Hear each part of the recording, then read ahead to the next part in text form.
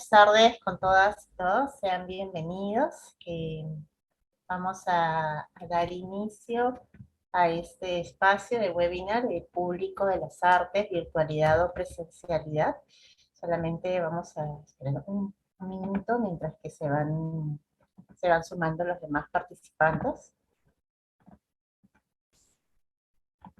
Bienvenida Karina, muchísimas gracias por estar con nosotros y darnos este espacio de tu tiempo para compartir con nosotros. Ella es Gracias, Karina Mariana.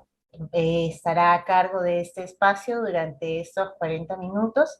Luego habrá un espacio de participación para que puedan hacer sus consultas, puedan hacer llegar sus apreciaciones con relación al tema que vamos a compartir. Ella es doctoranda en turismo y magíster en gestión cultural y patrimonio turístico por la Universidad de San Martín de Porres. Es máster en dirección de marketing digital y comunicación en CEREM en España. Cursó un posgrado en gestión cultural y comunicación en Flaxo en Argentina. Cuenta con experiencia en el diseño y gestión de programas académicos, ya que creó y actualmente coordina los diplomados en gestión cultural en nuestra casa de estudio. Eh, También ha formado parte dentro de la plana de docencia y formación continua de nuestra propia casa de estudios. Muy bien, Karina, pues nuevamente muchísimas gracias por estar con nosotros. Dejamos este tiempo para que puedas compartir con cada uno de nosotros.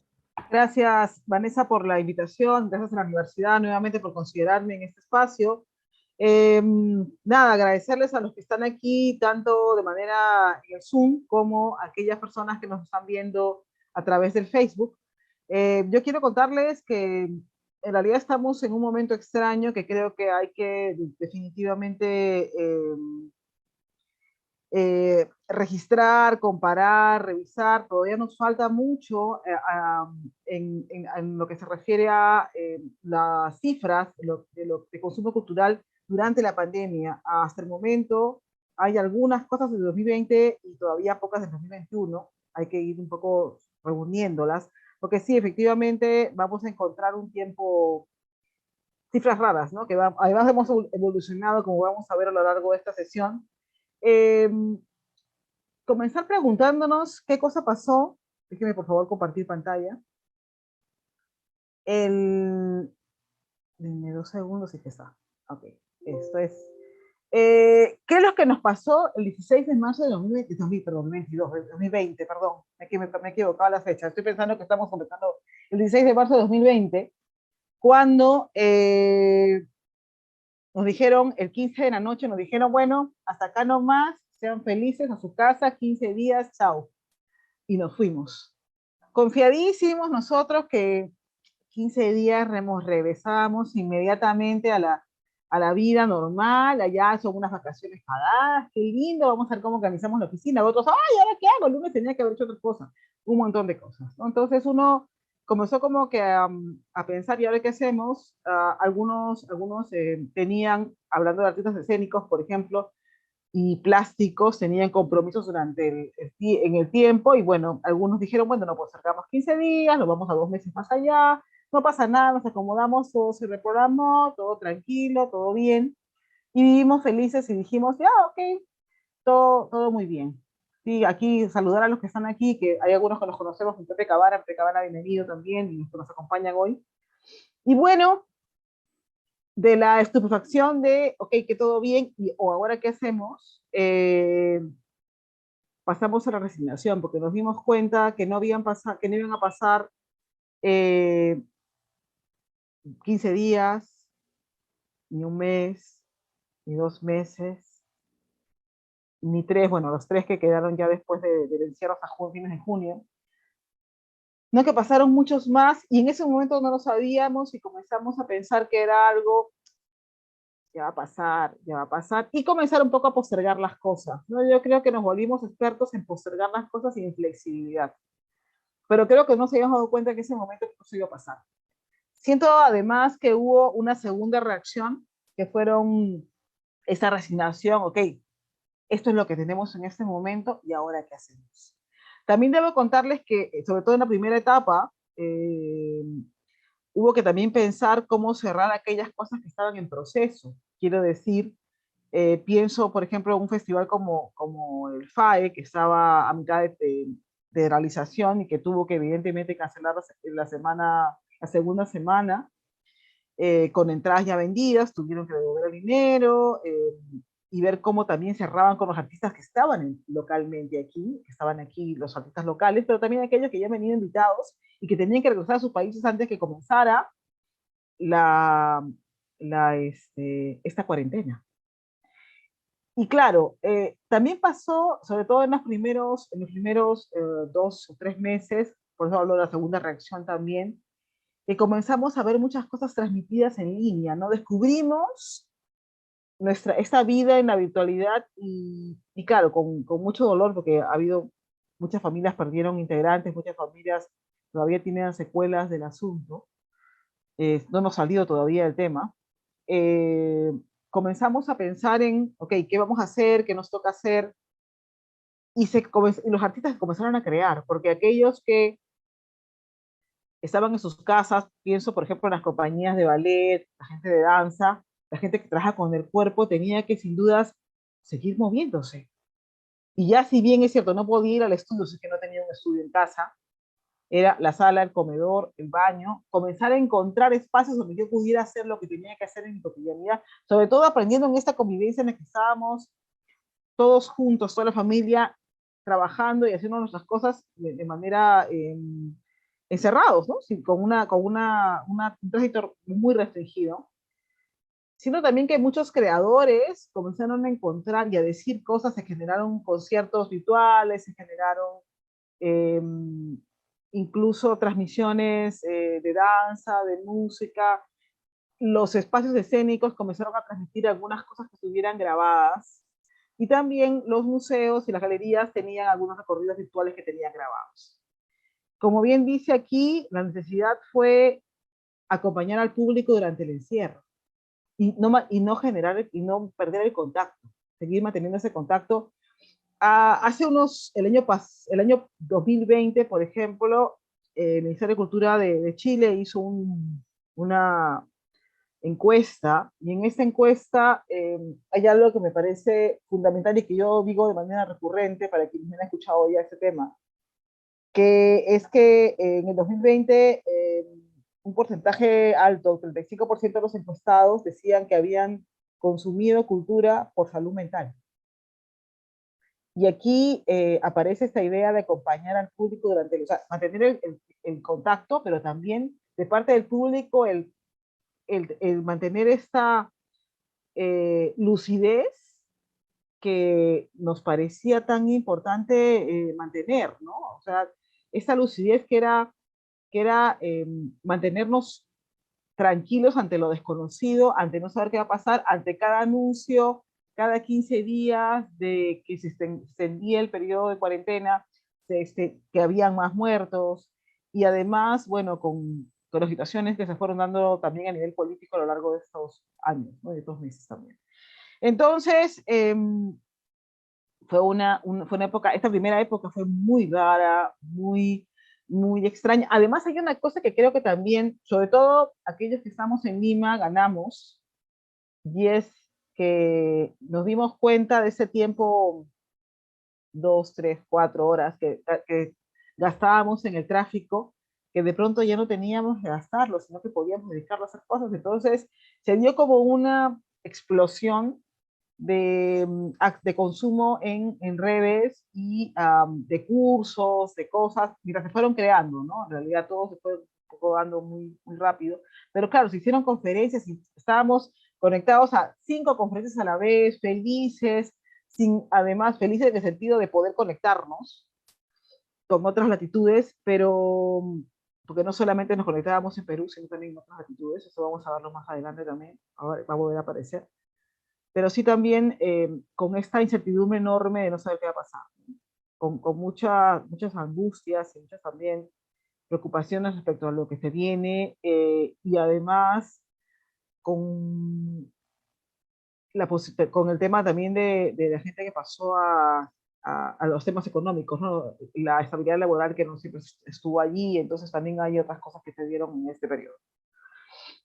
Aquí hay algunas experiencias interesantes que tienen que ver con visitas virtuales a museos. Se creó este enlace que es visita virtual del Ministerio de Cultura, y me pareció interesante recoger un par de cifras que me parecen increíbles.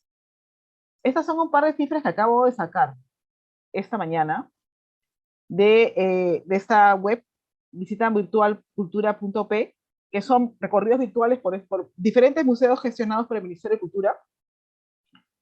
Y realmente estas dos cifras que vemos aquí, el Museo del Sitio de Pachacamac y Tumbas Reales de Zipán, son cifras increíbles. Son cifras enormes, son gente que ha visto la visita guiada, la visita virtual, y la ha disfrutado. Entonces así se fueron construyendo este tipo de espacios, repositorios de material creado en algunos casos con anterioridad, en otros casos creados ya ad hoc a esta situación de emergencia que estamos viviendo, y en la que la gente tampoco podía ir a los museos.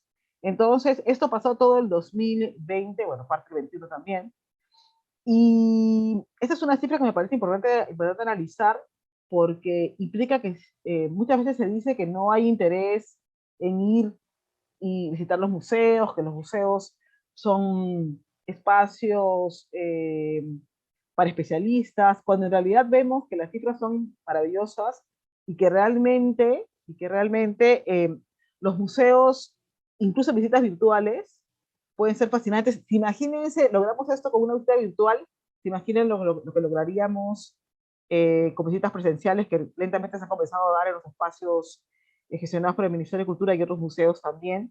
La idea es ya a este punto del 2022 casi hemos regresado de manera no regular, pero digamos estamos ya casi todo abierto.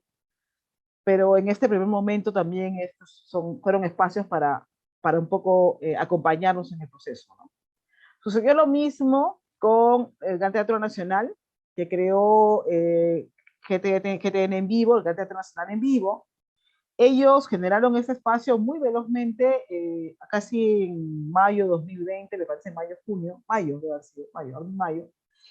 Y ese mismo año sacaron un informe de ese consumo que se dio en este repositorio, eh, y que ha ido nutriéndose a lo largo de estos años también con material grabado, porque además debo decir que en el Teatro Nacional también se pudo comenzar a grabar espectáculos casi desde mediados del año pasado. Sí, desde abril y mayo del año pasado, 2021, ya se pudo comenzar a grabar. Esto es de 2020. Claro, todo esto aquí es virtual. Lo interesante es un poco el análisis del público, que son 54% del público fueron hombres, 56% mujeres. El público mayoritario tiene 18 a 34 años, que no es un límite bastante joven. 58.5% se enteró por Facebook. Quiere decir que hubo, digamos, las redes sociales nuevamente como espacios de difusión. Nuestro consumo subió, acuérdese, en redes sociales. Y lo más interesante es que no se limitó a Lima, sino se creció en diferentes ciudades del país, a otras regiones del país, La Libertad, Arequipa, Cusco y Lambayeque.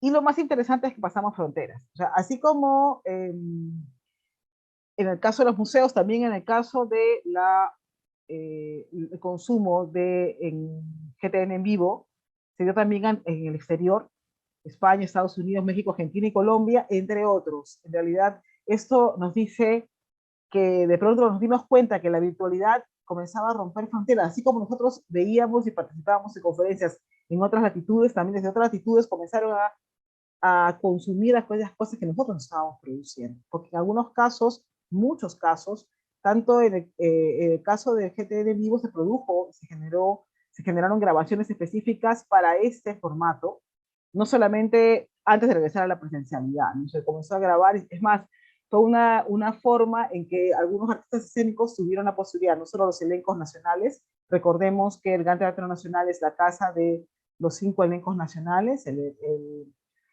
Ballet Folclórico del Perú, la Orquesta Sinfónica Nacional, el Coro Nacional de Niños, el Ballet Nacional, y me falta uno, la Orquesta Sinfónica Juvenil Centenario. Entonces, espero que no me haya olvidado de ninguno. Entonces, la idea es que no solamente su casa, sino también otros artistas. Por ejemplo, hubo un ciclo muy interesante que fue Sisi, por ejemplo, y la primera ópera, Sisi va al circo, y en cada uno de los casos se buscaba dar un poco también, no solamente información de que era un espectáculo en sí, como también vamos a ver en este repositorio, sino también en generar lo que se llama la formación de públicos. Entonces se buscó también generar un material y contenido para formación de públicos que después, gracias a un convenio que hizo el GTN con el TV Perú, se terminó también proyectando y presentando a través del programa Aprendo en Casa. Entonces, ya hubieron otras plataformas también para el consumo cultural, no restringidas solamente a la virtualidad, sino también en la posibilidad de llegar a la televisión. Aquí también debo decir que muchos festivales faltaron a la virtualidad, y aquí recuerdo con, entre otras iniciativas, una iniciativa que me parece muy importante y que también supo reconvertirse a la virtualidad, y es el Festival de Música de Alturas, Festival Internacional de Música de Alturas, un festival que reúne a músicos y artistas, sobre todo músicos, de diferentes países que están vinculados a la montaña, entendiendo además como que la altitud también puede generar un tipo de música que hermana. Y ese festival, que ya estos 2 años, o en 2020-2021, no pudo invitar artistas porque era un festival presencial, se pasó a un formato que creo que le ganó muchos más adeptos, y se pasó a la radio. Y no solamente se transmitió a través de Radio Filarmonía, sino también que tuvo repeticiones en radios de diferentes regiones del país, llegando y extendiendo el consumo cultural no solamente a los formatos, digamos nuevamente, no redes sociales, sino también a los formatos tradicionales como la radio y la televisión. De todo esto, quiero decirles que, claro, fue un poco comenzar a presentar cosas diferentes, buscar otros formatos, buscar llegar a la gente, porque también debemos ser conscientes de una cosa. Estoy presentando cosas que tienen que ver con la virtualidad, pero también tenemos que ser conscientes de algo. Existe una brecha digital en nuestro país y el Internet no es para todos. Entonces, y no llega a todos, además. Entonces, claro, yo estoy diciendo todo eso de qué lindo que sí, que el consumo, que no sé qué, pero también hay que entender, por eso hablo tanto del tema de TV Perú como en el caso de las radios en diferentes regiones, además de la radio Filarmonía que se escucha aquí en el país, en la ciudad, eh, es entender que se buscó también otras formas de llegar a la gente. No solamente nos quedamos con el tema de la virtualidad, no solamente nos quedamos ahí. ¿Qué cosas fuimos aprendiendo? Primero que nada, usamos la tecnología. Debo decir que muchas personas, me incluyo, una amiga me dice que yo no soy nativa digital, no soy nativa digital para nada, yo soy migrante bien reciente y hasta podría decir no contactada, me ha costado muchísimo en marzo del 2020 aprender a hacer lo que estamos haciendo ahorita, ¿no? Poder reunirnos de manera virtual y que yo sea capaz de contarles lo que les estoy contando, porque era complicado. Entonces hubo esos aprendizajes de parte de todos nosotros de aprender a usar la tecnología, usar un Zoom, aprender a usar formatos de edición de video, por ejemplo, transmisiones en directo. Es más, de pronto, aquellas personas que trabajaban, por ejemplo, en temas como luces o sonido, comenzaron a entender que podían generar, o que alquilaban equipos, por ejemplo, comenzaron a entender que podían saltar a la tecnología y aprender a hacer transmisiones en directo, el tema de streaming. Creo que hay un programa, déjame ver cómo se llama, no me acuerdo ahorita cómo se llama, pero sí hay un programa, entre otros, muchísimos, que se usan para las transmisiones en directo, como estamos haciendo en este momento también a través de Facebook, además, como lo ha hecho ahorita Vanessa.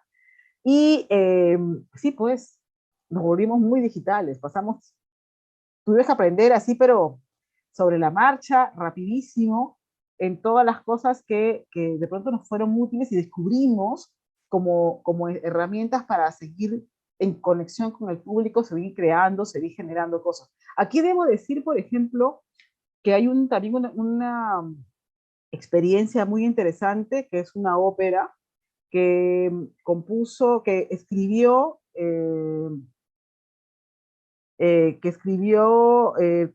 para la Universidad Nacional de Música, y está en el Facebook, no me acuerdo ahorita el nombre, pero se hizo de manera virtual, con 14 compositores, y está en el repo, si alguien quiere verlo, está todavía en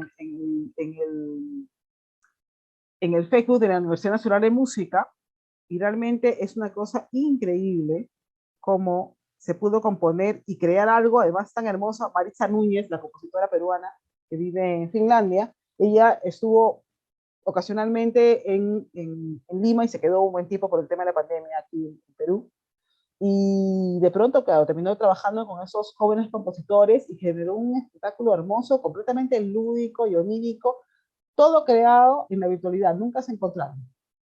Siempre estuvieron en la virtualidad, cada uno grabó en su casa, y fue increíble cómo terminaron generando este proyecto tan onírico, tan maravilloso, cuyo nombre no recuerdo en ese momento, pero búsquenlo, está en el repositorio del Facebook de la Universidad Nacional de Música. Aquí hablo también de el mayor tolerancia del público. Hemos evolucionado. En realidad aprendimos a entender que no todo era perfecto y que no todo tenía que ser perfecto, que podíamos equivocarnos, que se podía colgar la máquina, que se nos podía ir el internet, que se podía congelar. Entonces nos dimos cuenta que el público fue mucho más tolerante, ¿no? El público se quedó, sobre todo en ese primer momento de virtualidad y de espectáculos creados de manera para la virtualidad. El público nos acompañó de una manera increíble.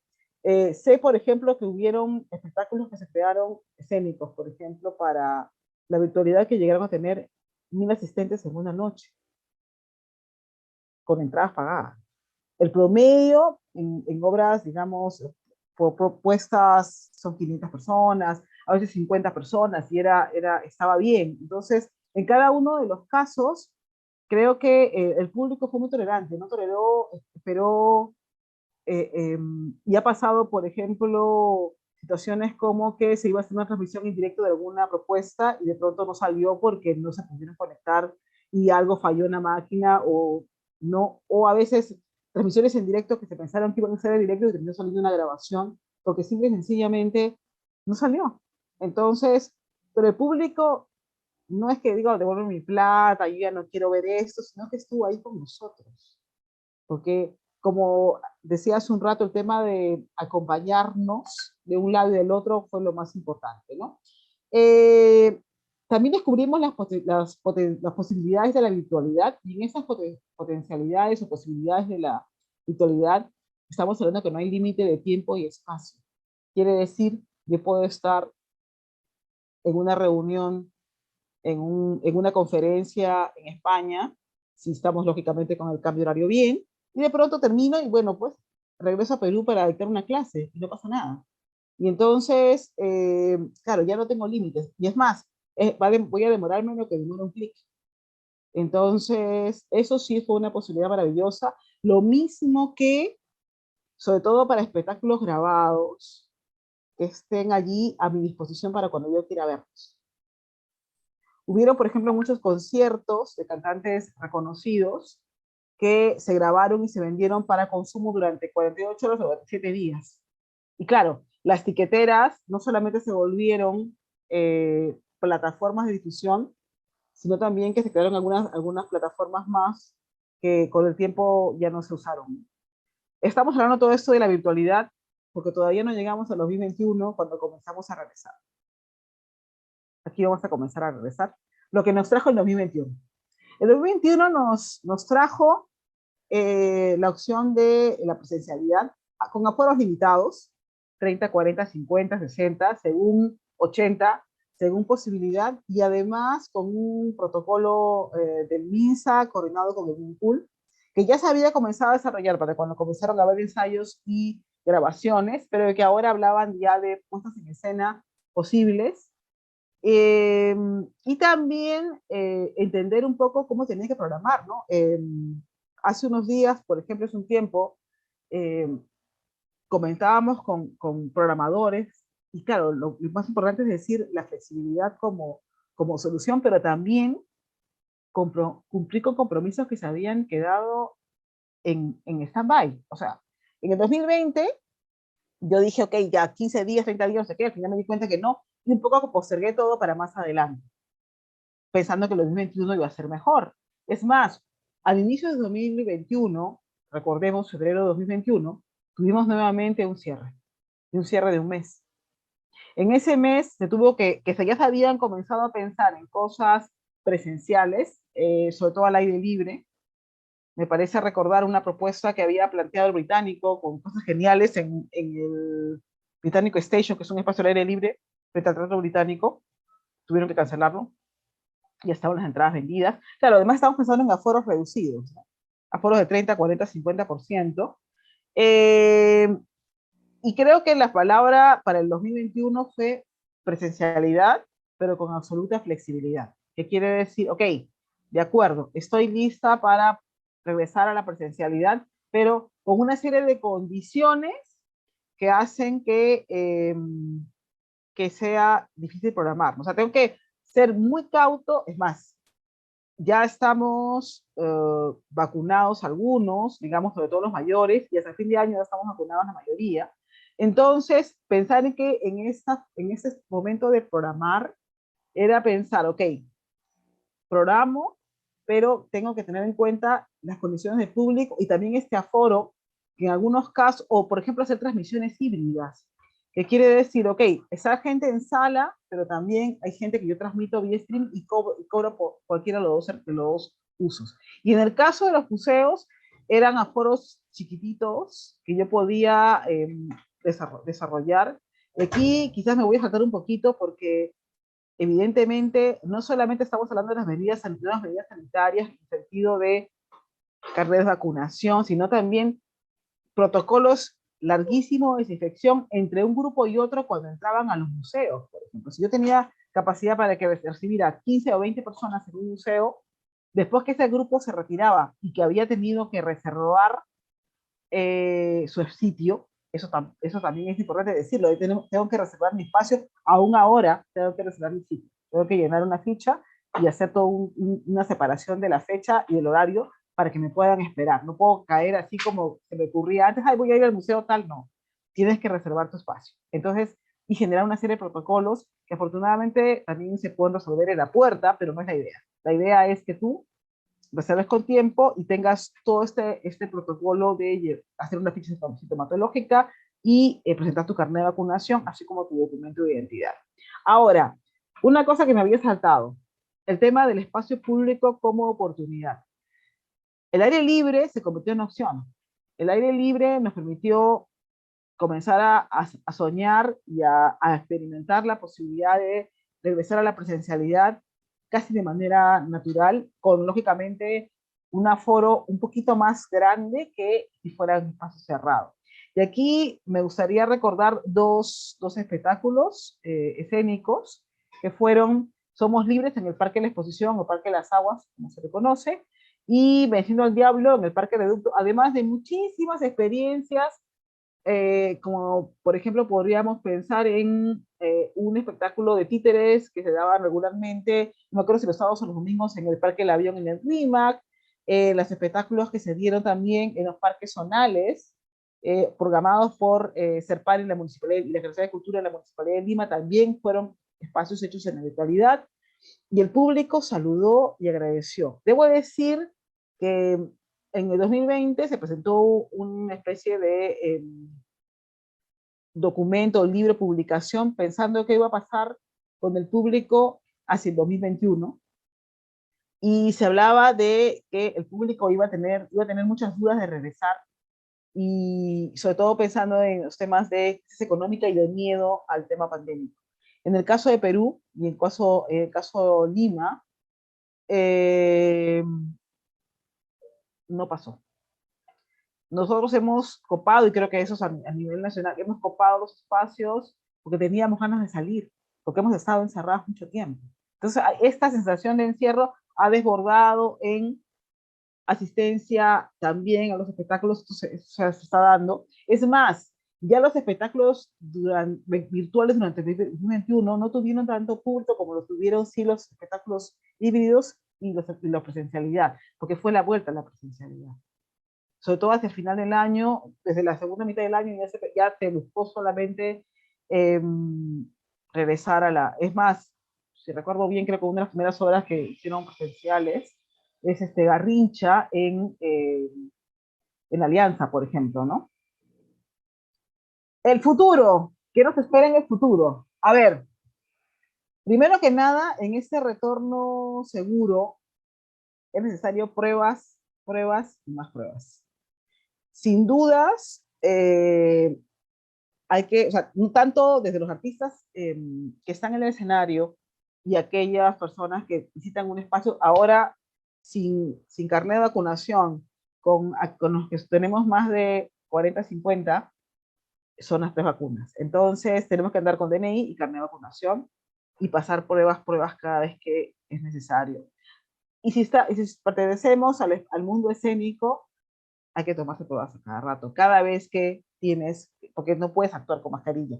Imagínense la gente del rubro musical, todo lo que son artistas que usan instrumentos de viento, los cantantes, no solamente los cantantes, sino también los cantantes líricos que tienen esa proyección de 4 metros, entonces hay que tomar medidas también y condiciones específicas para eso.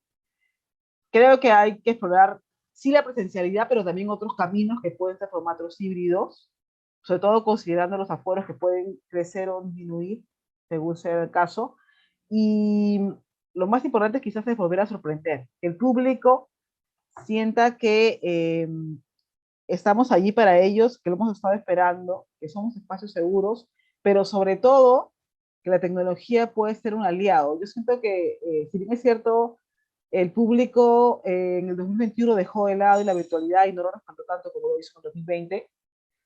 Sí creo que el uso de la tecnología nos permite regresar y regresar de una manera segura también. Entonces, la tecnología llegó para quedarse, la virtualidad llegó para quedarse, se va a quedar, no se va a ir. Es cierto que estamos en formatos sirios o en formatos presenciales, pero creo que la virtualidad también ha llegado para quedarse.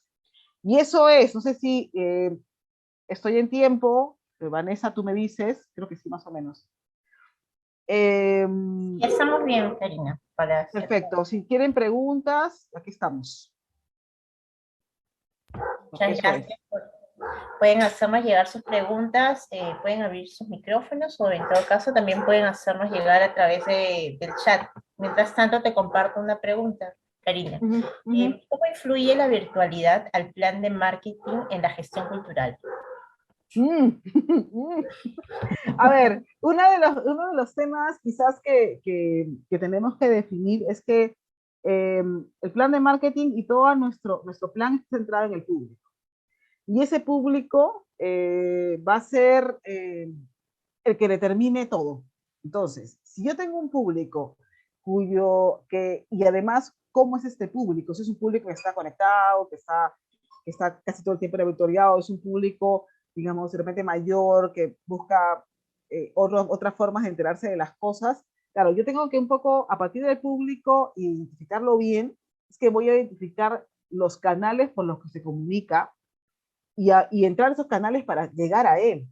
Entonces, si decido que voy a hacer algo en la virtualidad, tengo que elegir a un público que va a acceder a esa virtualidad. Imagino que muchos de nosotros hemos tenido esas dificultades, sobre todo con los adultos mayores, que si bien es cierto aprendieron a usar WhatsApp, todavía el tema del Zoom les es un poco más complicado. Y claro, yo sé que hay algunos que son extraordinarios, pero otros, digamos, aquí pienso, por ejemplo, mi mamá que tiene 82, mi mamá sí usa el WhatsApp, pero el Zoom todavía lo ve con recelo, ¿no? Y por supuesto, no le gusta mucho la computadora tampoco, pero el celular lo maneja bastante bien. Entonces, es cuestión de ir eh, encontrando la forma de acceder a ese público, conocerlo muy bien. Lo importante es conocer muy bien al público, que es algo que vamos a ver en el curso que se va a ofrecer en esta universidad, en la Ruiz de Montoya, en el programa de formación continua, desde el 24, ¿no? ¿No, Vanessa? Sí, 24. Karina, en breve vamos a 24. compartir la invitación para que participen en el curso. Mientras tanto, comparto otra pregunta. Sí, dime. A ver, nos preguntan, ¿el formato híbrido supone mayor inversión en la realización de un proyecto? A veces sí, a veces no, depende con qué tengas. Lo que pasa es que en realidad al nivel de tecnología tienes que manejar la tecnología, ¿no? En el formato híbrido, o sea, y garantizar que sí va a salir. Me acuerdo haber visto, sobre todo al inicio de todo esto, espectáculos que no salieron. O sea, se hizo toda la campaña de inclusión, no sé qué. Tal sábado entramos y tuvieron que pedir disculpas porque el sistema no funcionaba. Entonces, sí, de repente hay que tener un poco más de inversión, sí, pero al final estás accediendo también tiene que ver nuevamente quién es el público, ¿no? Si el público, y tú sientes que vas a llegar a un público a través también de esa tecnología y ese formato también híbrido, en buena hora, ¿no? O si crees que es mejor trabajar en sala, va a depender, ¿no? Allí manejar todas tus variables y manejar tus presupuestos, pero te podría decir casi que sí, ¿no? Que hay una inversión que tienes que hacer, pero una sola vez, porque una vez que tienes el equipo, ya puedes programar lo que tú quieras, las veces que tú quieras en ese formato, porque el equipo te va a durar, no es que te gasten una sola vez, ya tienes el equipo que adquiriste y ya fundamos. Esa es. A ver, tenemos otra pregunta.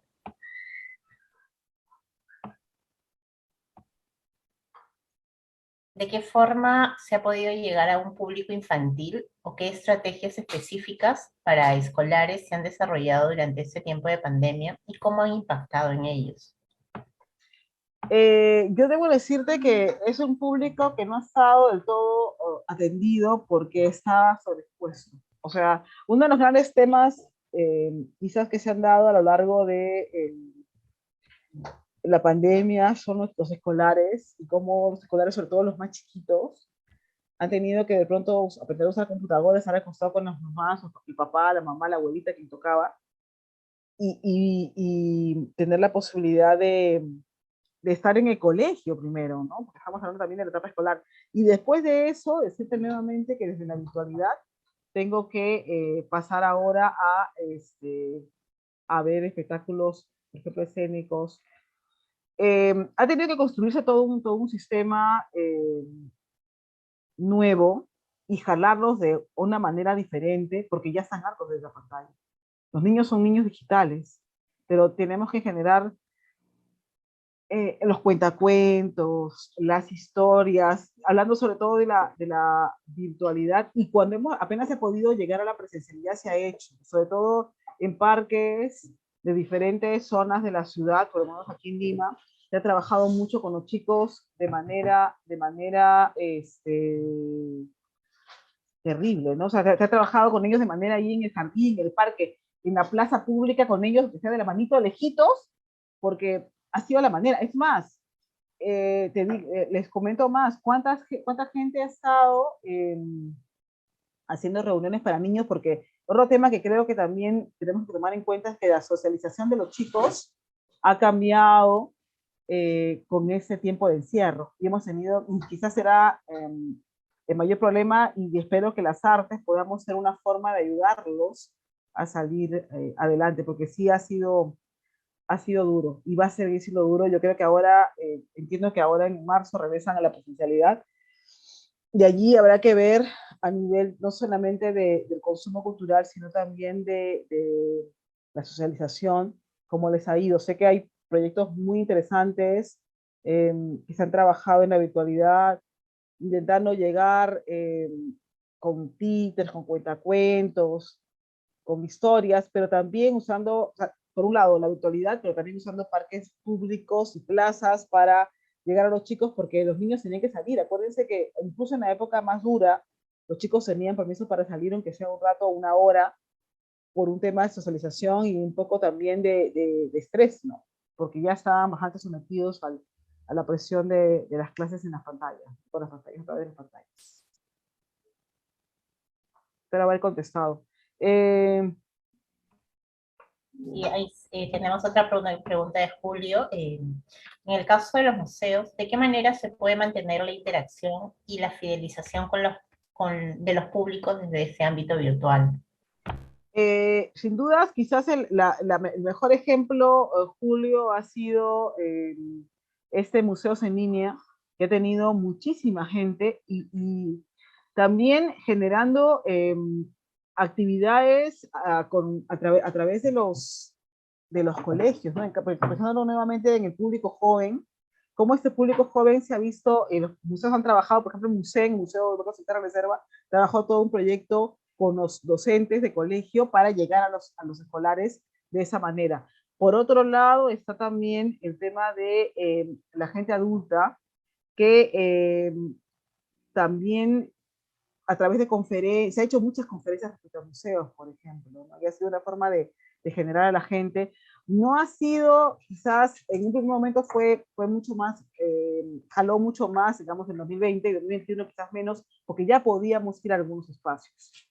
Entonces, todo esto fue un poco manejando y promoviendo el tema de la interacción con los públicos, acercándolos, digamos, a través de una serie también de estrategias digitales. Pienso en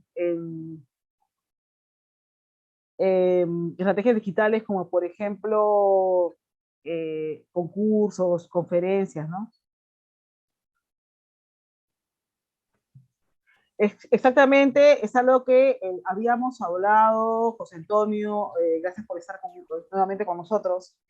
Habíamos hablado justo de dos proyectos muy interesantes que fueron el FIMA, que se difundió a través de no solamente de la radio, por ejemplo, pensando en comunidades que no tienen acceso a la virtualidad, y por otro lado también la experiencia que tuvo de formación de públicos a través de la serie dedicadas a Sisi, ¿no? Sisi, Sisi, y Sisi Lala, y bueno, y la ópera, la orquesta, que no solamente se hizo en la virtualidad en el Gran Teatro Nacional, sino también que pasó a la televisión. Este es un convenio que hicieron con TV Perú y somos parte de Aprende en Casa también. Eso es básicamente. Espero haber respondido a tu pregunta, Antonio, y a las preguntas que se han presentado también. Gracias, Karina, gracias también a No, todos. gracias a ti, Vanessa, y a todos los participantes por estar aquí. Espero que les haya sido de utilidad. Espero que les haya sido interesante la conversación y espero verlos en el curso a partir del día 21. Muchas gracias. Ok, muchas gracias. Y también aprovechar de disculpar por los contratiempos con el enlace, ya pueden ir inscribiéndose a través del último enlace. También estamos compartiendo por el chat el enlace de la página web para que puedan ingresar para ver mayores detalles. Gracias. Gracias. Gracias, José Antonio. Seguimos en contacto. Muchas gracias. Buenas noches. Que les vaya todo bien. Gracias por estar aquí a todos y a todas.